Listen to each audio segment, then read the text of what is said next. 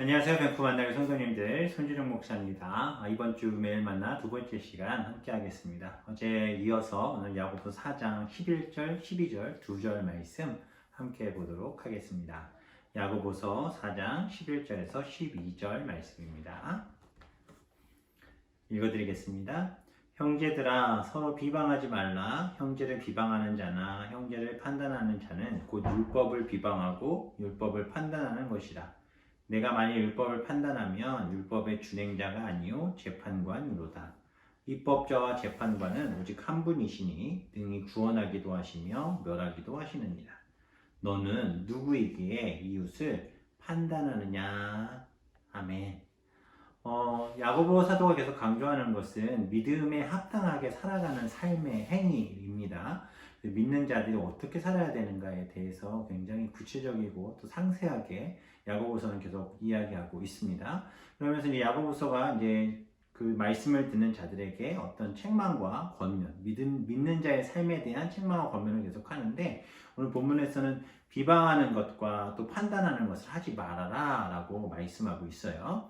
앞절에 있는 부분을 보면 형제들아 서로 비방하지 말라. 형제를 비방하는 자는 형제를 판단하는 자는 그 율법을 비방하고 판단하는 것이다 라고 말하고 있어요. 비방이 뭔지 다 아시죠? 한국말로 뒷담화 뭐 이렇게도 얘기하기도 하는데, 다른 사람에게 나쁜 말을 하거나 깎아내리거나 하는 거예요. 그런 말과 행동까지를 의미해요. 우리가 참 사람들이 좀 악한 게 이런 부분들을 좋아하는 경향들이 있는 것 같아요. 그래서 이런 부분들이 점점 심해지면 서로 더욱더 물어뜯고 또 싸우고, 결국 상대방을 판단해서 그 판단을 자기 것으로만 갖고 있는 게 아니라 다른 사람들에게도 또 그렇게 판단하도록 다른 사람 설득하는 행동까지 가게 된다는 거죠. 사실 이러한 것은 다른 형제 자매를 향해 우리가 어떤 질투와 이기심 또 교만 뭐 이런 부분들이 복합적으로 드러나는 악한 행동이고, 이러한 모습은 결국 하나님께서도 좋아하지 않으심을 우리는 잘 아셔야 합니다. 왜 그럴까요? 당연하죠. 하나님의 자녀를 하나님 우리를 하나님 자녀로 만드셨는데, 하나님이 만드신 그대로 우리가 존중하고 또 섬겨주고 또 도와주고 부족한 점들을 또 함께 기도해 주는 것이 우리가 살아가야 돼. 특별히 그리스도인들이 살아가야 될 믿음의 행위인데 그렇게 못하고 있다는 거죠. 이런 부분에 대해서 성경에서도 많이들 이야기하죠. 특별히 로마서와 베드로전서에 보면 2장 1절, 둘 다 2장 1절입니다. 로마서 2장 1절, 베드로전서 2장 1절 보면 이와 유사한 말씀이 나와요. 로마서 2장 1절에 뭐라고 하죠? 그러므로 남을 판단하는 사람아, 누구를 막론하고 내가 핑계하지 못할 것은 남을 판단하는 것으로 내가 너를 정죄하니 판단하는 내가 같은 일을 행함이니라 말씀하고요. 베드로전서 2장 1절에도 그러므로 모든 악독과 모든 기만과 외식과 시기와 모든 비방하는 말을 버려라 라고 얘기하는 거예요. 앞절에서도 야고보의 입술에 대한 얘기를 잠깐 했잖아요. 한 입으로 찬양과 저주가 나오는도다. 지속적으로 이제 교회 안에, 특별히 공동체 안에 서로에 대해서 하지 말아야 될 것들을 야고보 사도가 계속해서 우리에게 이야기해 주고 있습니다. 그러면서 11절 밑에 보면 얘기하죠. 내가 만일 율법을 판단하면 율법의 준행자가 아니요 재판관이 되는 거다라고 말하는 거예요. 율법은 하나님께서 시내산에서 모세에게 주셨어요. 율법을 만들어 주신 분은 하나님이십니다. 기회가 되면 좀 더 자세히 설명해 드리겠지만, 율법은 하나님 우리를 사랑하셔서 이 세상을 살아갈 때에 지켜야만 안전하게 살 수 있다라고 주신 안전보장과 관련된 이제 그런 부분들이 율법이에요. 그 율법을 하나님 주셨기 때문에 우리는 그것을 지켜 행하는 자예요. 준행하는 자. 그런데 우리가 그 율법에 대해서 자꾸 판단을 하고 또 재판관이 된 것처럼 사람들에게 자신이 가진 어떤 기준을 가지고 자꾸 뭐라고 하는 것, 그 기준에 맞지 못하는 사람을 향해서 손가락질하는 것, 이런 부분들에 재판관이 되는 것이다라고 얘기한다는 거죠.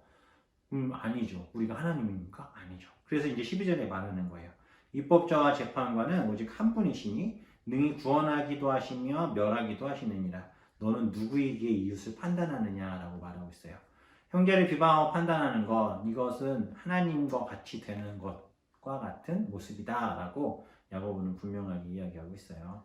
우리가 신앙생활 하다 보면 이제 신앙이 좀 채워져 가기 시작하면 마치 내가 신앙생활 잘하고 있다라고 이제 착각하게 되죠. 물론 잘하시는 분들도 있어요.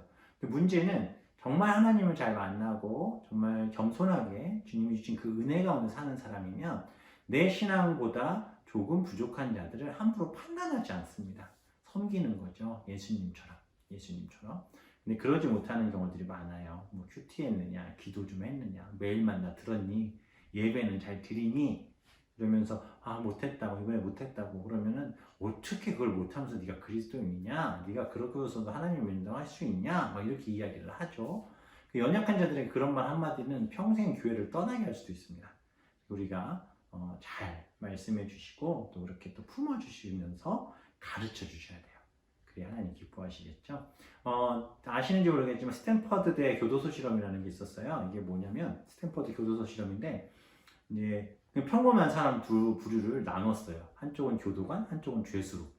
그래서 이제 교도소 같이 똑같이 세팅된 곳에다 사람들 집어넣고 교도관과 죄수로 놓고 이렇게 시간을 좀 보내보면 사람들 심리 변화를 본 건데 실제로 죄수방에 있는 사람 자신들이 죄수인 줄 알고 또 교도관으로 있는 사람 자신들이 교도관인 줄 알고 처음에 좀 장난식으로 하는 것 같던 나중에는 진짜로 사람들 때리고 막 이렇게 점점 이 실험이 심각한 상황까지 가니까 멈췄어요. 더 하다가 큰일 날 것 같아서.